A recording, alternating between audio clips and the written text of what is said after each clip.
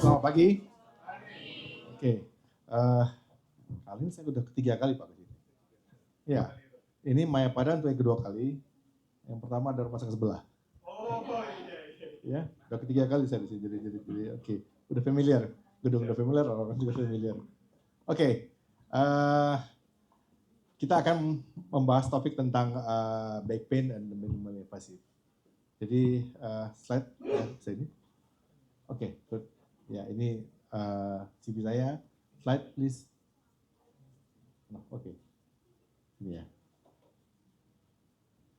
Oke, kenapa lagi-lagi ngomong tentang back pain dan minimal invasive treatmentnya? Karena back pain ini begitu mendominasi penyakit yang begitu mendominasi kita sehari-hari. Kalau dulu dominasi back pain adalah dominasi orang-orang yang sepuh, orang-orang obes, sekarang enggak. Ya, sekarang enggak. Sekarang adalah dominasi orang-orang yang produktif seperti kita-kita ini, ya, dan orang-orang yang berkecimpung pada pekerjaan yang luar biasa berat bebannya. Nah, pada grafik ini bisa jelas bahwa back pain itu ini pada satu factory atau company ya mendominasi pada urutan kedua sampai ketiga. Headaches yang ketiga ini adalah headaches yang disebabkan karena back pain. Jadi bukan karena penyakit ada dalam otak, bukan. Ya, penyakit dari back pain. Nanti kita uraikan satu-satu. Nah, ini spine kita akan press spine kita tuh ada dari cervical, thoracal, lumbal, dan kemudian sakral. Yang paling sering terjadi adalah di cervical sama di lumbal. Jadi kenalilah, minimal kita bisa mengenali apa sih bad habit kita yang sering kita lakukan, ya, yang itu menimbulkan penyakit. Ya, kita nggak ngerti bahwa bad habit kita itu sering kita lakukan. Ada yang tahu contohnya kira-kira apa bad habit? Beban berlebihan, oke, fine. Apalagi? Nah, fitness kalau seandainya di ini sebenarnya sih oke, nggak akan jadi ini. Nah, Mas itu baru kelakukan ada HP tadi saya boleh lihat teman lihat HP gini ya, barusan kan? Nah itu adalah bad habit. Ya itu very bad habit. Jadi how texting could the bad your spine. Jadi bagaimana texting WhatsApp seperti ini, ya bisa membuat kita bukannya pegel, vertigo bahkan, migrain, ya, juga migrain, nyeri leher sampai ke belikat. Kalau dahulu headaches atau sakit kepala itu dominasi penyakit yang ada di dalam otak. Sekarang enggak, ya, karena ada iritasi pada sendi faset, namanya engsel kita di sini. Nanti akan kita bahas. Oke, Epolis tadi back pain ya mendominasi. Makin ke sini ya, makin usia kita makin sepuh ya, 80% kejadian itu muncul. Nah, ini adalah contoh postur yang salah. Ya. Gimana pandemik itu membuat kita sering duduk. Pandemik 3 tahun membuat kita sering duduk dan duduk yang salah. Selama pandemik 3 tahun ya, kita masa kerja kita lebih singkat apa lebih lama ya? Lebih lama pastinya. Ya, jam 10 bos tanya, panggil untuk meeting. Lagi-lagi kita harus duduk. Pandemik membuat kita jarang bisa exercise seperti sekarang. Ya, lagi-lagi kita sering duduk. Ya, ini dia sikap dengan postur seperti ini. Ini kena pinggangnya dan ini kena lehernya seperti ini. Ini sikap yang benar dan ini sikap yang salah. Ya. Jadi kalau duduk itu harus bersandarkan benar pada sini. Ya, jangan meleser seperti ini. Ya, jangan meleser seperti ini. Dan lehernya juga, apalagi kita main komputer, leher jangan sampai kita ngekuk seperti ini. Ya, leher harus tegak lurus. Nah, how to sit correctly, bagaimana cara duduk yang benar. Saya contohkan sini, mungkin dulu juga sudah pernah saya contohkan, bagaimana sih cara duduk yang benar. Cara duduk yang benar ketika kita duduk bersandar seperti ini. Kita menyadarkan pulang pinggang kita bersandar seperti ini. Wah, langsung berubah sikap loh. Ya. lurus seperti ini. Ya, karena beban dari pinggang sampai kepala neken ke bawah ini. Ya. Tapi kalau kita bekerja dari jam 8 sampai jam 12, pertanyaan saya, berapa lama kita bisa memaintain postur yang benar seperti ini? 5 sampai 10 menit paling ya. Dan kemudian akan menggosor. Ya, menggosor seperti ini. Ya. Dan kemudian akan seperti ini. Ya, ini posisi bahaya banget. Ya, ini posisi bahaya banget seperti ini. Dan kemudian lehernya akan begini.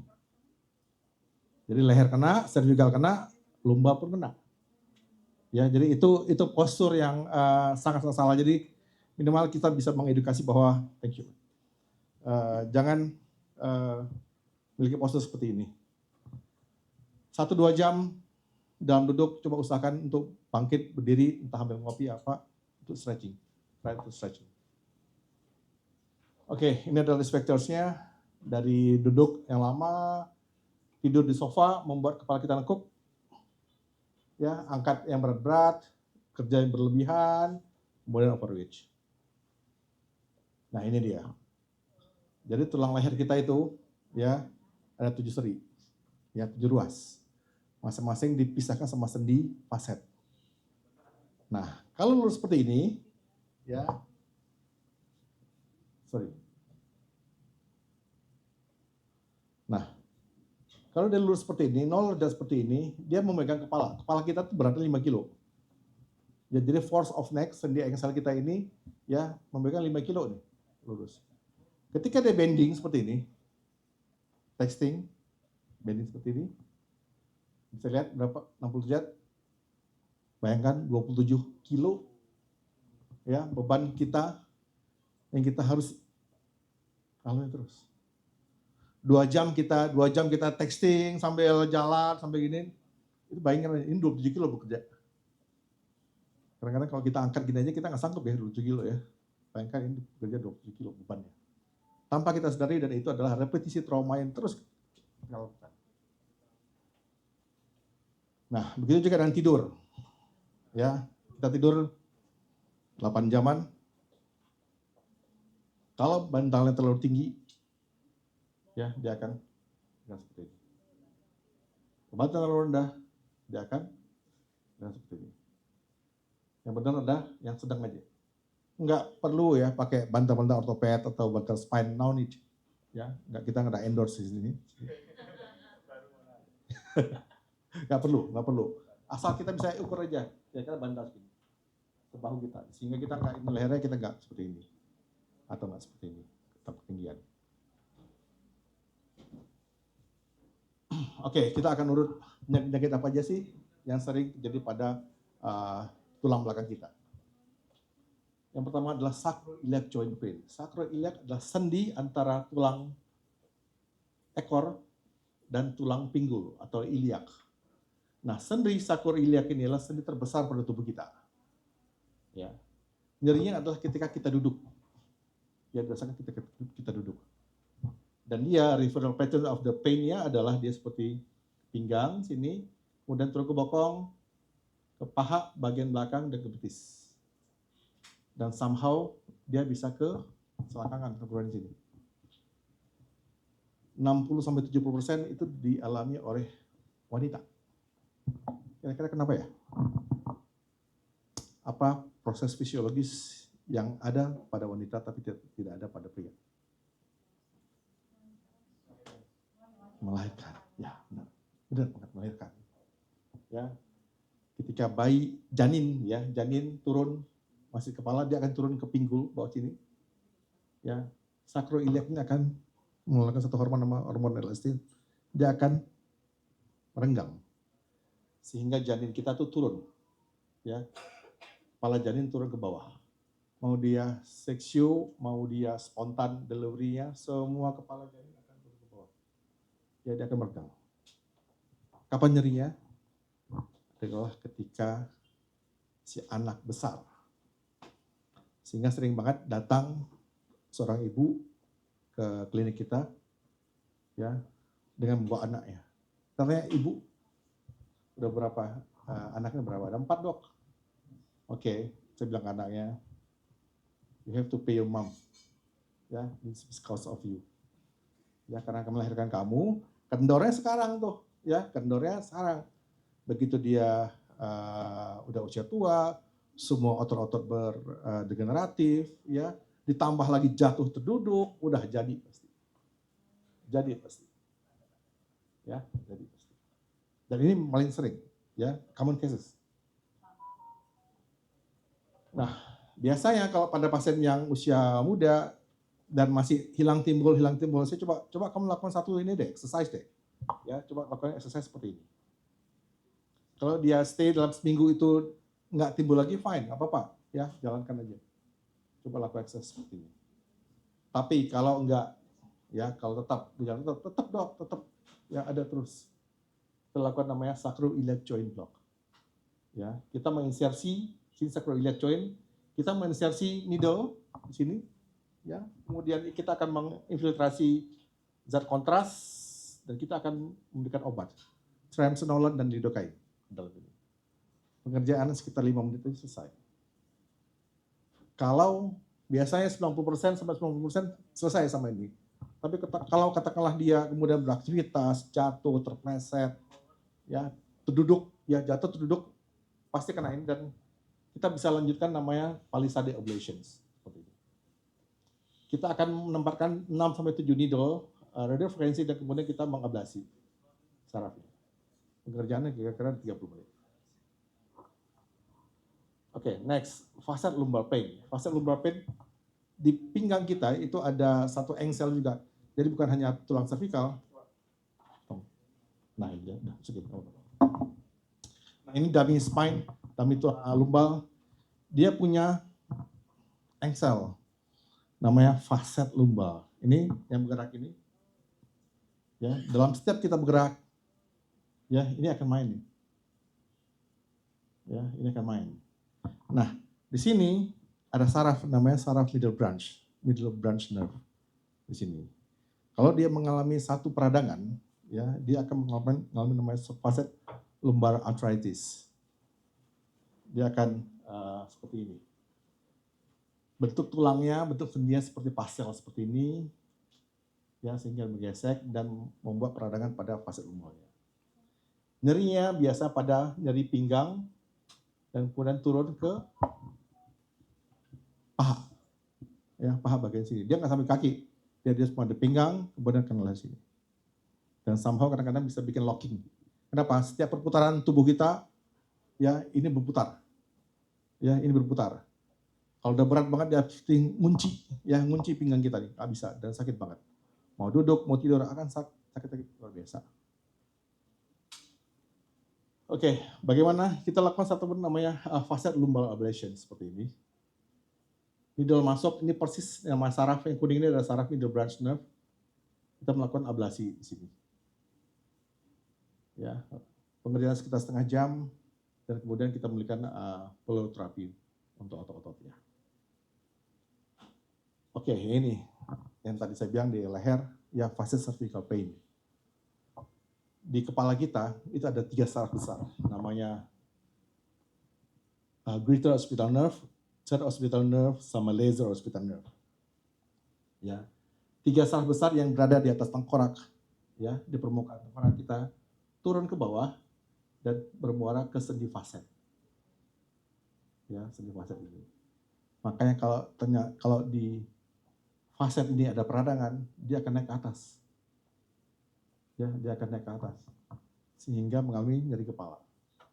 Ya, nyeri kepala vertigo migraine. Nah, kalau dia terkena pada facet 23, ya jadi leher kita tuh ada 7 ruas. Kalau dia terkena pada facet 23, dia akan ke kepala nyerinya, bahkan ke mata. Kadang-kadang mata suka agak burem, ya kadang-kadang ke pipi. Kadang-kadang telinga berdenging. Ya. Cervical 34 dia akan ke leher dan sebagian bahu.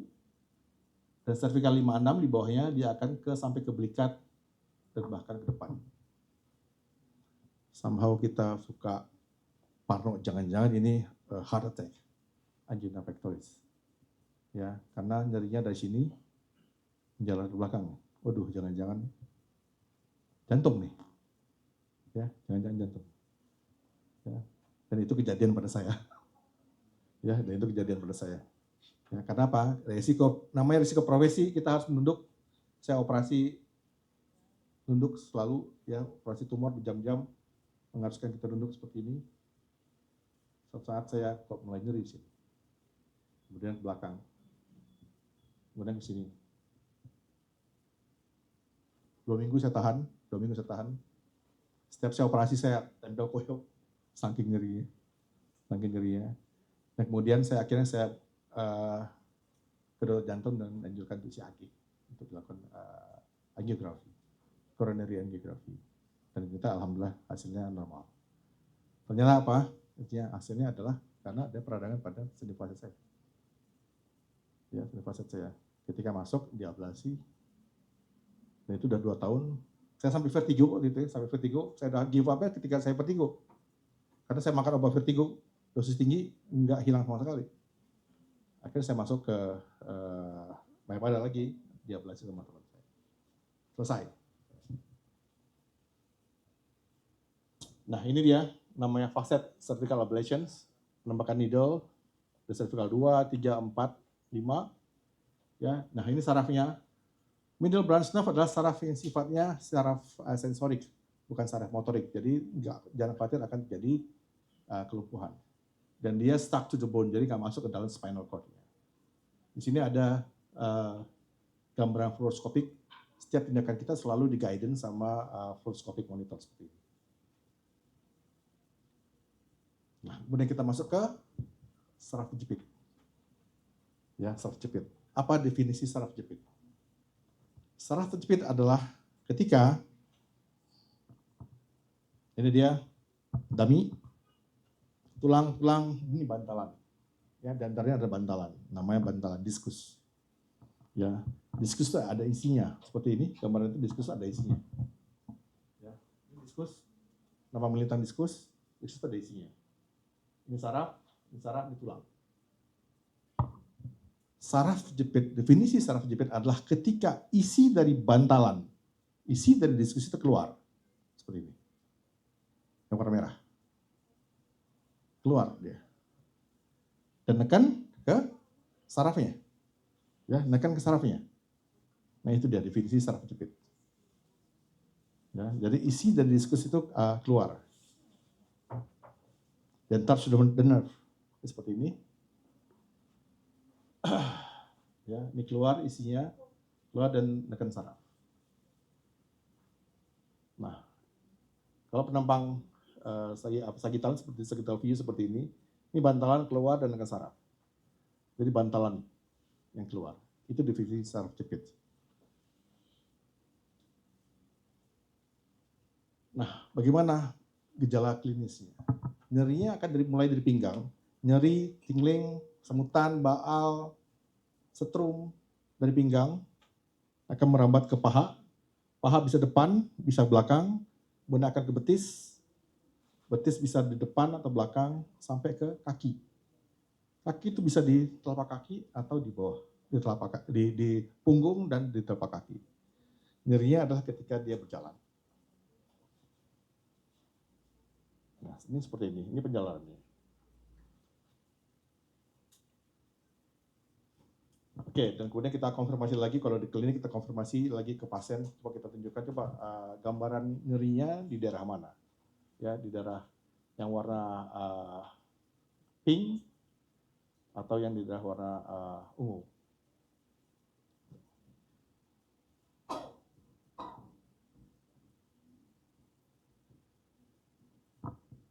Pertanyaan saya, lagi-lagi pertanyaan saya. Kalau pasien kita diagnos dengan ini saraf jepit, kira-kira alasan pasien nggak mau operasi, kira-kira alasan apa? Kenapa ya? Nggak mau ubah karena takut, karena lumpuh. Ya. Takut lumpuh. Semua pasien akan bilang, dok takut lumpuh. Karena ada tetangga saya bilang gini, ada saudara saya bilang gini, semua komen. Semua komen. Nah, saya akan jabarkan ini adalah satu-satu treatment ya, bagaimana operasi bisa terhindar dari kelumpuhan. Namanya percutaneous endoscopic transforaminal, ya, transforaminal lumbar discectomy. Apa itu transforaminal? Jadi Tuhan tuh menciptakan organ tubuh kita itu ada foramennya, ada lubangnya di sini. Ya, di mana di foramen ini akan keluar saraf. Foramen ini jaraknya hanya 14 mili. Ya, besarnya itu hanya 14 mili. Ya, seperti ini. Nah, ini ada foramen. Ya, lubang. Di mana di lubang itu kalau jepitin saraf, ada jepitannya, ada sarafnya, dan ada tulang di atasnya. Itu hanya jaraknya besarnya sekitar 14 mili diameternya. Jadi sangat-sangat kecil. Oke. Nah, kita akan jabarkan satu teknik operasi di mana kita menggunakan lubang ini, foramen ini, ya, dengan menggunakan endoscopik. Dengan apa caranya? Kita akan bahas lagi. Kita akan coba bahas tentang evolusi operasi pada pembedahan tulang belakang. Nah, kita jabarkan lagi supaya kita bisa tahu ya kira-kira keunggulannya apa. Ya, keunggulan apa? Yang pertama namanya laminektomi. Ya, laminektomi adalah mengangkat lamina. Ya, ini lamina yang udah keangkat. Kita angkat ya, lamina. Operasinya makan waktu 3-5 jam, sayatannya 5-10 cm, biusnya bius total atau general anesthesi. Kemudian kalau pasien yang punya komorbid, katakanlah usia sudah sepuh, ada sakit jantung, pasca operasi dia harus masuk ICU atau HCU. Ya, this is the laminectomy. Ya, itu cara lama. Kemudian berkembang dengan namanya microdiscectomy. Microdiscectomy kita menggunakan mikroskop, ya, tetap melakukan satu bor atau drilling pada tulang. Laminectomy tetap bius total, ya, tapi lebih singkat, ya, sekitar 2-3 jam. Kalau yang sepuh pakai tetap masuk ICU atau HCU pasca operasinya. Ya, sayatannya 3-5 cm. Perawatannya 3-5 hari. Ya. Dan kemudian berkembang dengan namanya PELD, ya, percutaneous endoscopic lumbar discectomy. Sayatannya hanya 1 cm. Pengerjaannya hanya 1,5 jam kira-kira. Kemudian rawatannya hanya 1 hari. Tidak menggunakan implan. Ya, tidak menggunakan implan. Dan kemudian biusnya adalah menggunakan bius spinal anesthesi. Jangan lokal, Bu, sakit lokal. Spinal anesthesi. Ada yang pernah tahu spinal anesthesi? Ada pernah melahirkan kayak spinal anesthesi? Ibu pernah? Spinal anesthesi itu diberikan di sini? Di blok di sini? Ya. Jadi orang menggunakan seperti itu. Jadi dibiusan dari sini, membuat nggak ada rasa sakit sama sekali. Tapi ini kelebihannya, kita masih bisa mengadjust motorik selama operasi. Itu penting. Mengadjust motorik selama operasi. Jadi motorik kita, pergerakan kaki kita bisa adjust selama operasi dan pasien bisa berkomunikasi dengan kita. Nggak sakit sama sekali, ya, nggak sakit sama sekali. Pasien bisa kita minta angkat kakinya di tengah operasi. Ya, ini membuat kita bisa bilang mengklaim bahwa teknik ini adalah satu awake surgery spine, ya, dan terhindar dari kelumpuhan. Oke. Nah, ini ilustrasinya. Kalau yang dulu kita operasinya besar, alatnya masuk banyak, jahitannya banyak, dan ini kemudian sayatan kecil, alat masuk scope 1, ya, dan jahitan cukup 2. Ini dia. Kita lakukan di cath lab, ya, bukan di kamar operasi. Ya, kita lakukan di cath lab. Kenapa? Kita butuh alat ini, fluoroskopik. Dia akan mengguidance setiap tindakan kita, ya, 360 derajat, sehingga operasi kita, setiap manuver operasi kita itu selalu terguidance. Ya, di depan ada monitor endoskopik, dan di sini juga ada monitor fluoroskopik. Nah ini dia kelebihannya. Ini adalah cabin triangle atau safe zone. Disinilah kita bergerak. Ini sarafnya. Ini sarafnya. Jadi ketika needle masuk ke seperti ini bidang saraf. Ketika needle kita masuk ke sini, ya masuk ke sini, set dari sini, kita akan minta pasien untuk angkat kakinya, pas angkat. Oke. Tujuannya kita mengangkat jepitannya Pak, yang warna merah. Yang warna merah adalah jepitan sarafnya. Kita nggak perlu kita angkat semuanya ini, don't need. Ya, kita hanya mengangkat yang nekan aja. Ya, ketika dimasuk seperti ini nekan ini Pak, touch the nerve. Ya, ini nekan, yang warna merah, nekan. Nah, ini adalah jepitan sarafnya. Jadi kita masuk persis dari sini, set, masuk ke sini. Ketika mau masuk sini, kita akan confirm ke pasiennya, coba angkat kakinya. Ya, masa angkat kakinya. Oke, aman. Kita masukkan lagi, sambil kita lihat monitor. Ya, kita masuk lagi dalam, set, dalam sini. Terus dalam sini, lagi-lagi kita akan minta confirm. Angkat lagi kakinya, angkat kakinya. Udah aman, masuk ke dalam. HNP itu bukan hanya pada satu sisi, bisa dua sisi. Bisa kena kiri, bisa kena kanan. Oke, kita harus masukin lagi sampai ke ujung sana, ke seberangnya. Masukin lagi dalam. Ya, lagi-lagi kita confirm untuk pasiennya untuk angkat kaki kiri dan kanan. Ya. Oke, masuk aman. Saatnya kita mengangkat, melakukan satu operasi nama disektomi, mengangkat diskusnya. Nah, kita akan kasih option ke pasiennya. Mau tetap sadar atau mau still awake, mau tidur.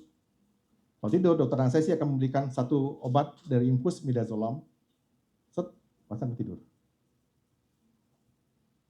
Kira-kira pasien lebih milih mana?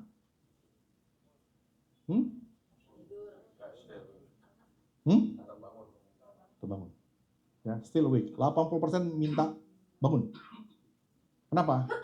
Satu, nggak sakit, kemudian rasa nyaman, bisa berkomunikasi sama dokter, sama tim medis semuanya, dan kemudian dia bisa melihat proses.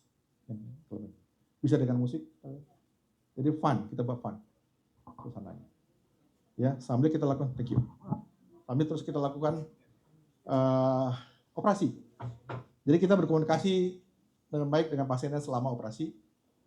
Dok, itu pada saat diangkat, kalau dokter suruh angkat kaki itu yang merahnya itu keluar. Di sini masuk ya Pak. Ini tujuannya.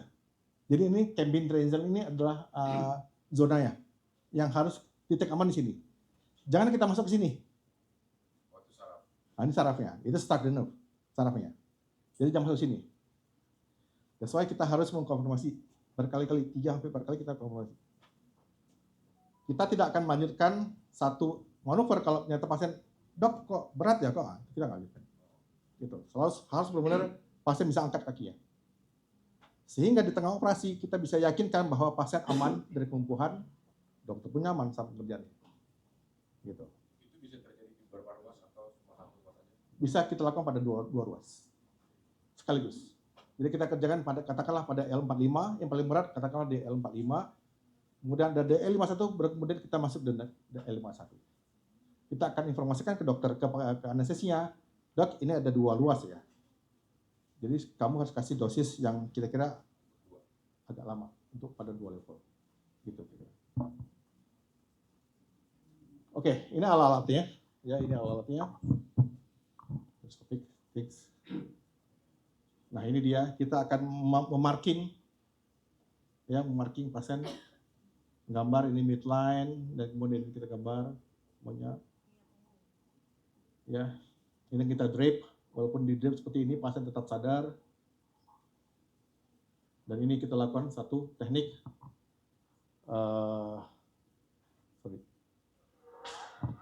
anestesi. Ya, kita masuk. Ya? Boleh teriak, Berapa?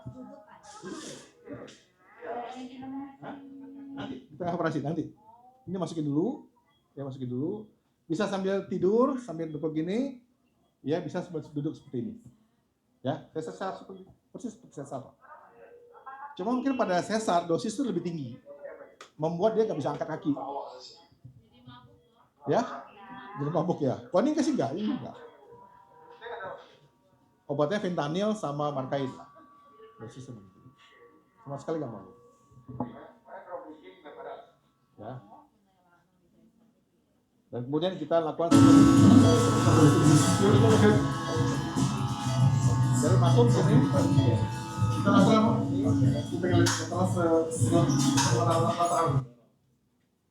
nah ini dia, Pak. Ya. Ini masuk needle insertions. Dan seperti ini. Bapak lihat ini bulging. Itu adalah bulging jepitan saraf. Jadi masuknya harus benar persis di bawah ini. Jangan masuk di sini. Berarti apa? Tidak terdekompresi secara baik. Kita harus masuk persis di bawah sini. Jadi presisi banget. Jadi harus benar-benar bawah sehingga kita angkat ya. Kalau sini nggak perlu, kita nggak perlu angkat semua isi dari diskus. Gitu. Hanya cukup persis di bawah ini. Jadi harus benar-benar presisi semuanya. Kita memberikan infiltrasi kontras, zat kontras. Zat kontras kita masuk ke dalam supaya bisa tahu intradiskal space-nya.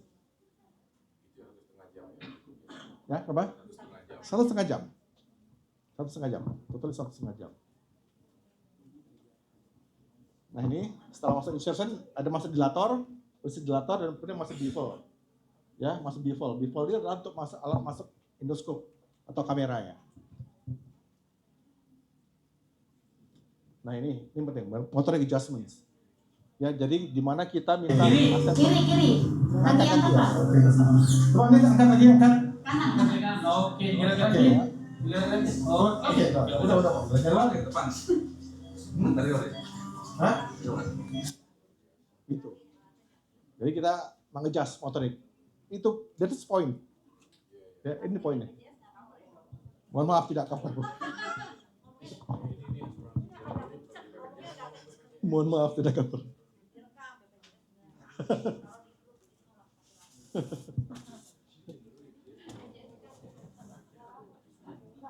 Dan kemudian kita lakukan cek ombak. Sayatannya hanya sebesar kaliber endoskop ini aja. Ini kita bisa cek ombak, angkat. Ya.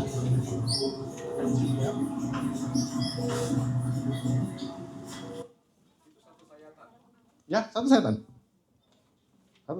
Apa bisa nanti sayatannya berapa senti? Pasca operasi nanti kita tunjukin.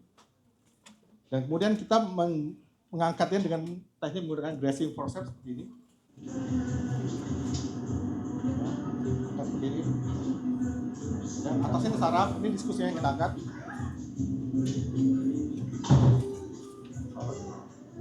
Bapak kan pernah. Kita ambil seperti ini. Kita lihat para pusing Dia nggak ya. salah. Santai begitu depan. Iya dok. Apa udah nih? Ya, kita angkat seperti ini. Semua by endoskop. Jadi monitor endoskop. Ya. Nah, kemudian setelah kita angkat, ini adalah titik yang sudah kita bolongin, ya, sudah kita angkat. Ini udah bolong Pak. Atasnya saraf. Nah, kita akan tipiskan lagi menggunakan namanya trigger flex. Ya. Nah, atasnya saraf pisis. Nah, ini dia akan kita tipiskan lagi, masuk alat trigger flex dalam dan kita akan burning. Nah, ini seperti ini. Masih seperti ini. Pasien bayangin pasang togel begini dan melihat ke depan. Dok, itu diapain ya? Ya. Ya seperti bakar gitu dok, tapi nggak ngerasain sama sekali. Itu dia nggak terasa burning, nggak terasa panas. Sama sekali nggak terasa.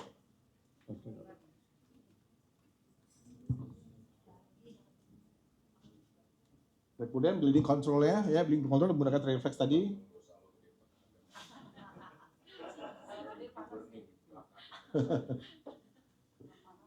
Ya, ini ada perdarahan yang minimal kita kontrol dengan menggunakan reflex juga. Data sarafnya ini udah kita angkat. Kita burning, kita kontrol dengan menggunakan irigasi yang permanen terus. Ya, Kita geser terus, dan kemudian kita counter dengan menggunakan trigger reflex. Nah ini dia, kita counter pelan-pelan. Kita tidak meninggalkan area operasi sebelum benar-benar safe. Jadi pastikan itu benar-benar clear, tidak ada pendarahan sedikit pun. Oke, saya tanya Pak. Oke. Oke, sudah. Satu senti aja. 2 stitch. Ya. Oke, mekanisme saraf terjepit itu ada 2 mekanisme. Yang menjepit dan yang terjepit. Yang menjepit adalah diskusnya, yang warna merah ini, ya. Kemudian yang terjepit adalah sarafnya. Orang sakit saraf terjepit itu kadang-kadang bukan hanya bulanan, udah tahunan. Sebelum saya berangkat ke sini, ada satu pasien di poliklinik Maya pada saya tanya, udah berapa lama seperti ini? Sudah 10 tahun. Usia 35 tahun. Kerja di perusahaan Jepang. Ya, sudah 35 tahun. Anda bisa bayangkan 10 tahun itu kejepit seperti ini terus. Ya. Membuat sarafnya dia mengalami hipoksia atau kurang oksigen. Kenapa? Ketekan terus nih. Jadi nggak sehat. Hipoksia ke depannya ada satu proses inflamasi, jadi meradang dia. Nah, setelah kita berhasil mengangkat dengan disektomi seperti tadi, kita harus menyembuhkan sarafnya ini yang sudah meradang sekian lama dengan menggunakan teknik pain management, namanya pulse radio frequency DRG. Seperti ini. Akan masuk satu jarum, ini saraf yang meradang, ya akan masuk satu jarum. Nah, kita melakukan pulse radio frequency selama 15 menit. Nah, ini dia. Ini seperti ini sarafnya. Ya, dikasih kasih stimulasi, Supaya apa? Dia akan bangkitkan lagi, membalikkan lagi metabolisme dari saraf tersebut. Kalau ini nggak kita lakukan, pasien tetap akan merasa, dok, kok masih nyeri ya? Ya jelas-jelas 10 tahun dijepit saraf masih bisa langsung ini. Ya. Jadi kita pastikan pain free pasca operasi. Jadi nggak ada nyeri lagi, bahkan tidak ada baal lagi. Kenapa? Semua sudah kita treat dengan teknik seperti ini. Jadi ada 2 steps approach yang kita lakukan sekaligus. Ya, PLI dengan PRF, DRG seperti ini. Itu dimonitor kelihatan dong. Oh, kelihatan. Jadi kalau misalnya ini langsung masuk sarafnya seperti ini, Bapak. Nah ini sarafnya. Ini sarafnya. Ya, ini sarafnya. Ini masuk. Nah, itu kita pulse radio frekuensi. Karena di dalam DRG itu adalah dorsal root ganglion. Jadi DRG itu adalah bagian saraf yang besar ini. Isinya adalah sel-sel reseptor motorik. Bayangkan aja sel-sel reseptor motorik itu ketekan sekian lama, ya membuat dia nggak berfungsi lagi. Sehingga apa? Pasca operasi dia nanti akan merasa, dok kok masih nyeri gitu loh. Karena it takes time untuk dia pulih lagi. Jadi pulse radio frekuensi adalah untuk mempercepat metabolisme supaya dia bisa berfungsi dengan baik. Sehingga pasca operasi pasien benar-benar pain free. Nggak ada nyeri sama sekali. Ini pre dan post MRI. Kemudian uniknya pada tindakan ini kita bisa langsung menilai ya pasien. Kepas masih. Kepas ya, kepas 1 jam. Kaki bisa langsung diangkat. Ya. Sebelumnya pasiennya jangankan untuk meluruskan kaki ya, sakit banget ya meluruskan kaki. Ini pasien dari Palma Persadanya Palembang. Dia hanya bisa menekuk. Ya, jangankan angkat, dia hanya bisa menekuk. Nah, sekarang bisa langsung diangkat. Dan ini begitu kita balikkan langsung dari meja operasi ke sini, pasien bisa langsung mengangkat. Ya, pasien juga ada fase cervical, nggak bisa angkat tangan seperti ini, dan dia bisa angkat tangan. Jadi kita langsung bisa memfollow up hasil operasi kita dengan baik langsung setelah operasi. Oke, keuntungannya hasilnya lebih bagus dari operasi yang sifatnya konvensional, short hospitalized, lebih efektif, cost-nya pasti, tidak pakai implan, ya less blood, ya minimal retraction terhadap jaringan-jaringan sekitar, kemudian bisa kita combine dengan teknik pain management, dan tidak menggunakan biusnya bius total. Sehingga operasinya nggak ada pakai ventilator segala itu nggak ada. Kita pernah kerjakan pada pasien usia 88 tahun. Jadi seorang nenek diantar sama anaknya, nyeri yang luar biasa. Ditanya, dok, masih ada solusi nggak bagi ibu saya yang sudah 80 tahun? Bayangkan kalau ini masuk ke kamar ke operasi dan tubuh harus besar, buka besar, yang ada apa? Jantungnya kena. Ya, injection fraction-nya cuma 30%. Saya bilang nggak bisa, harus lakukan PLD. Jadi pada orang-orang sepuh ini solusi yang sangat-sangat dianjurkan. Nah, ada juga ketidakuntungannya. Steeper learning curve itu bagi dokternya keliling-keliling dunia mana-mana untuk belajar. Ya, belajar supaya dapat state of the art teknik operasi seperti ini. Dan kemudian sedikit tidak ada eksposur radiasi. Makanya kita kerjakan di cath lab yang radiasinya rendah. Ya, daripada kita kerjakan di kamar operasi menggunakan C-arm yang radiasinya lebih tinggi. Dan kemudian alatnya agak lebih sedikit mahal lah karena sifatnya canggih. Oke, the features of endoscopic spine. Bagaimana kita menghilangkan eksposur radiasi. Januari kemarin saya ikut training ke Utah, Amerika. Bagaimana cara mengguidenya pakai virtual reality. Jadi kemajuan teknologi kedokteran sekarang cukup canggih, di mana kita akan meniadakan fungsi foto fluoroskopik yang radiasi. Dengan cara apa? Kita menggunakan alat namanya VISAR. Ini mayat, ya, ini mayat, tidak ada kepalanya, ya. Saya belajar, dan kemudian nanti data MRI di-convert ke dalam headset.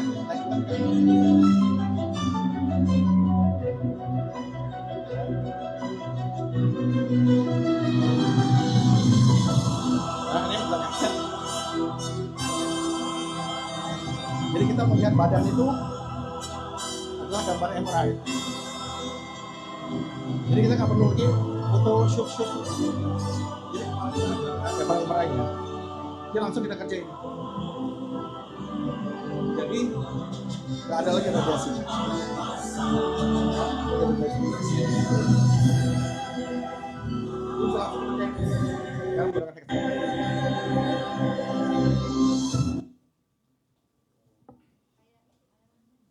Ya, ya seperti itu. Kita ngambil langsung. Ya, cukup canggih. Dia future of endoscopic spine. Oke, jatuh ke satu quotes adalah kita tuh bagaimana tulang belakang kita sebenarnya. Kita bisa berdiri tegak, gagah, perkasa, cantik, ya, tergantung tulang belakang kita. Kenapa? Dia menopang tubuh kita. Ya, kalau kita ada sakit, dia pasti akan bongkok sedikit. Akal. Atau bahkan dia miring seperti ini. Untuk apa? Mengkompensasi rasa nyeri. Yang karena ada nyeri pada tulang belakang kita. Jadi peliharalah kesehatan tulang belakang kita. Ini learning curve-nya, ya. Untuk seperti ini kita udah belajar ke Chulalongkorn, ya, di Thailand, ya, belajar endoscopic spine di tulang lumbal dan di cervical. Kemudian ke Profesor Gun Choi di Korea, saya udah 3 kali ke beliau, langsung belajar ke Grandmasternya, endoscopic spine, kemudian juga ke Dr. Girish Datta di India, sampai ke Pittsburgh. Pittsburgh ini ada Korean, Profesor Hai Dong-jo yang operasi ibu negara kita dulu, Ibu Ani Yudhoyono. Dia langsung belajar ke sana tentang minimal invasif pada spine. Oke. Kesimpulannya sekarang, jadi sakit tulang belakang itu diatasi, jangan ditunda-tunda. Ya, kita katakan kepada pasien-pasien kita bahwa sekarang ada solusi yang tepat. Jadi kalau kelumpuhan, kekhawatiran akan kelumpuhan, itu bukan masalah lagi sekarang, karena ada teknik endoscopic transfemoral seperti tadi. Ya, oke, semoga bermanfaat. Assalamualaikum warahmatullahi wabarakatuh. Buka diskusi langsung. Dok, itu di luar sana itu banyak sekali yang sekarang yang ada masalah ketakutan untuk seperti tadi ya, karena kan ini pengetahuan sangat canggih. Ya. Ada beberapa metode secara tradisional yang kerak-kerak itu pertama yang untuk Ya, di sini ya, dok, ya, ya. di kepala. Ya, ya, ya. Kalau untuk saraf kejepit, ya mereka biasa di apa namanya di badan ini miringin ke kakinya Ya, diangkat. Udah enakan ya sebelah seperti itu. Boleh tahu dok. Ya, Kira-kira oke. apa dampaknya itu kan kita nggak kelihatan ya. Ya. Itu cuma rasa ya. Ya. Jadi kalau sakit itu mungkin sakitnya hilang tapi penyakitnya nggak hilang kira-kira gitu. Ya, kira-kira butuh Ya. apa dok? Very good questions. Jadi sekitar 2 tahun lalu ada pasien saya dari Jambi dan dari Padang. Nenek-nenek setelah kita lakukan PLI seperti tadi dia ngaku dosa. Dok maaf saya ngaku dosa. Nah apa bu? Ya sebelum ke dokter saya sebenarnya sudah terapi kretek-kretek, takut operasi. Oh oke. Kemana? Dia bilang mas ke Suhut tit lah. Ke Suhut tit gitu. Oke. Berapa kali bu? 3 kali. Oke. Kepo saya nih. Harganya berapa? Harganya berapa? 5 juta tuh. Bayangkan ibu tuh dari Padang, ya, Jepang ke sini, udah kretek kemana sekali, nggak nyaman, pulang lagi, balik lagi 3 kali. Itu ongkosnya belum termasuk. Ongkosnya belum, pesawat, hotel, semuanya, gitu, 3 kali, sehingga nggak ini sama sekali gitu. Entah kenapa satu kamar itu berdua dengan pasien dari Jambi juga, sama juga, beliau sudah 2 kali ke Suhu itu juga. Bilang, oke, dah ibu sekarang udah rasain kan manfaatnya langsung. Langsung gimana? Tadi yang mengkertek adalah mengkertek tulang dari servikal, tulang dari pasien. Ini pasien nih, gerak ini. Yang kertek atas sini. Membuat dia keluar endorfin release. Tubuh kita ada hormon endorfin. Kita rilis karena apa? Rasa sakit sangat awal. Endorfin akan menjelubungin tempat ini. Sehingga nyaman, nggak sakit karena endorfin. Begitu endorfin habis, sakit lagi, sakit lagi. Ya, sebenarnya gini loh, untuk menegakkan satu HNP, kita kan macam-macam. Kita harus anamnesa pasien, kemudian periksa fisik, kita confirm lagi sama MRI, baru kita bilang, oh ini satu penyakit. Ini satu saraf kejepit. Kalau mereka kan enggak, cukup gini-gini, oh ini saraf kejepit nih, langsung. Ini saraf kejepit bisa langsungnya seperti itu. Aduh, kita yang sekolah belasan tahun aja nggak bisa mendiagnosis seperti itu terserah. Begitu gampangnya, nggak bisa lah kita dari ini kita seperti ini sih nggak bisa. Terus apa dampak dari orang yang disuruh untuk berenang? Ya, Nah, apa namanya terapi? Berenang itu hanya membuat dia lebih ekstensi ya, lebih terbuka sedikit. Ya.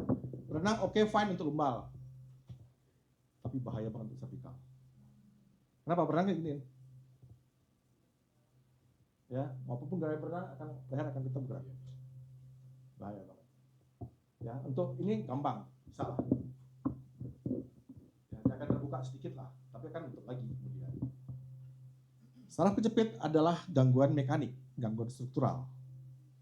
Udah kebuka kayak gini nih, udah muncul kayak gini nih, ya.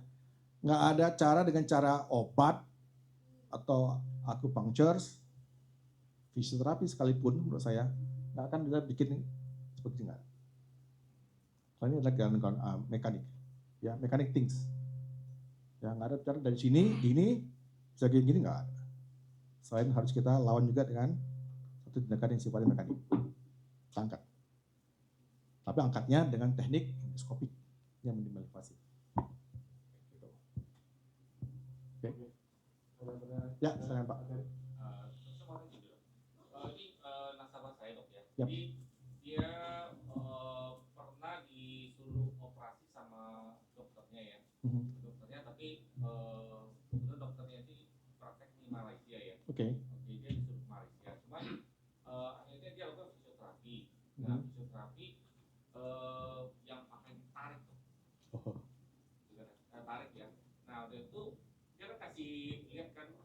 MRI-nya ya. Nah, tapi dia bilang begini, sebenarnya kamu itu bukan satu jepit, gitu kan. Tapi ototnya lemah. Gitu. Nah, itu beda juga dong. Tapi emang dia sembuh dok ya sampai sekarang nggak dioperasi, tapi dia sembuh total, bisa nyetir dan sebagainya. Tapi jalan pun nggak bisa. Jadi dia merasa katanya dari sini ya sampai ke bawah apa? Kayak apa? Kesemutan. Ya, semutan. Sampai Sampai kaki nggak Pak? Iya sampai kaki. Oke. Nah, sampai kaki. Tapi dengan fisioterapinya ini seminggu 2 kali ya. Sampai sekarang sembuh total. Tak salah saya. Sembuh total kita lakukan MRI nggak? Jadi pre dan post. Kita kalau MRI, ya. Tidak akan diulang ya. Cuman ya udah bisa nyetir, udah bisa aktivitas sehari-hari seperti biasa. Tapi itu pasti yang masih ada satu. Tapi mungkin tidak begitu touching ke sarafnya. Anytime dia katakanlah dia jatuh, dia apa, itu akan kena lagi. Ya, dan itu akan kena. Itu stretching itu membuat dia ketarik sedikit, dan ada space sedikit. Berapa mili space itu udah nyaman sebenarnya. Berapa mili space, seperti kita berenang. Ya, membuat dia ruang itunya lebih lebar. Ya, terus otot-ototnya. Beda spasme otot sama HNP itu spasme otot hanya di tempat aja. Spasme otot cukup kita lakukan satu peluroterapi pada otot itu kan hilang. Suntik aja kan hilang spasme otot. Tapi kok saraf kejepit dia akan sampai ke kaki sini. Gitu. Traksi namanya, terapi traksi namanya pada rehabilitatif membuat dia space-nya terbuka sedikit. Dan itu nggak kena. Gitu. Tapi nanti anytime dia jatuh apa-apa atau beratnya nambah ya atau sering duduk atau gimana dia akan balik lagi. Saran saya sih kok udah ada seperti itu ya udah hadapin aja kan kita mau produktif lagi. Ya kita mau produktif lagi. Gitu. Yang saya tanyakan sih gitu, bagaimana membedakan apakah itu satu jepit atau enggak ototnya lemah. Cuma karena kata fisioterapinya itu ya terapisnya itu bilang ini sih kamu bukan satu jepit gitu. Kalau nyambung ke bawah ya. Tapi lebih kepada otot kamu yang lemah, penopang yang memang orangnya agak gemuk gitu. Perempuan. Otot lemah itu satu karena kurang exercise. Kemudian pemakaian korset. Saya sering banget menganjurkan pada pasien saya, dok pasca operasi apa saya pakai korset? Nggak perlu. Kenapa? Dengan pakai korset, itu akan membuat otot-otot paraspinal muscle kita itu jadi manja. Kenapa? Yang bekerja adalah korsetnya, bukan ototnya. 70% tulang belakang kita dipegang sama otot. Ya, pegang sama otot. Maka Deddy Corbuzier itu kuat banget. Pada udah ada itu, kenapa? Ototnya bagus, ototnya kuat. Dimegang dia jadi. Itulah fungsi korset. Ya sehingga setelah operasi, ya nggak usah pakai korset, nggak usah. Kita akan kembangkan otot ini. Ya kita akan kembangkan otot ini apa? Untuk memegang tulang belakangnya. Nah bedanya, kalau korset itu sifatnya dia hanya lokal. Kita tekan, dia akan spasme, ya hanya lokal. Kalau dia lemah, dia akan mengecil. Atrofi namanya. Atrofi. Nah, tugas kita adalah untuk membesarkan otot yang sudah atrofi. Dia akan tekan, dia lembek, kecil. Ya, tapi kalau kuat dia akan tetap ini ada kontraksi kuat. Kita tekan enggak begitu lembek, begitu lunak. Beda, tapi kalau saraf kejepit dia akan sampai ke kaki. Tapi kalau saraf kejepit yang lama enggak kita operasi. Katakan takut operasi dok ini. Ada satu sindrom namanya cauda equina syndrome. Cauda equina syndrome itu ditandai dengan atrofi otot. Otot paha, kaki, dia akan mengecil. Atrofi otot. Yang kedua, ada inkontinensia urin. Ngompol. Yang ketiga, inkontinensia alfi. Pup, nggak bisa ngeden. Harus korek. Yang keempat nih, yang paling fatal untuk para pria. Kira-kira apa? Embotan.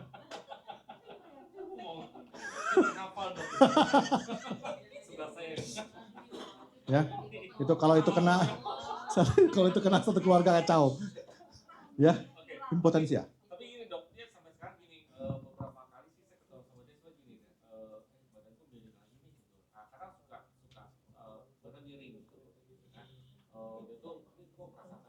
bawah lagi nih. Nah. Kenapa ya? Dia kan karena itu ada masalahnya gimana? Miring karena dia mengkompensasi gerakan supaya nggak sakit. Gitu, dia akan mencari, tubuh ini akan mencari gerakan supaya nggak sakit ya. Jalan seperti ini, kalau dia jalan seperti ini nyaman, ya udah dia akan seperti itu terus. Jadi nanti harus dibalikin posturnya itu, nah itu susah tuh nanti. Dalam artian kita harus treat, kita harus biar pastikan dia bebas pain free, dan kemudian kita akan balikkan lagi ke habit yang normal. Biasa setelah operasi kita akan kirim ke fisioterapi untuk dia active exercise dengan postur yang normal.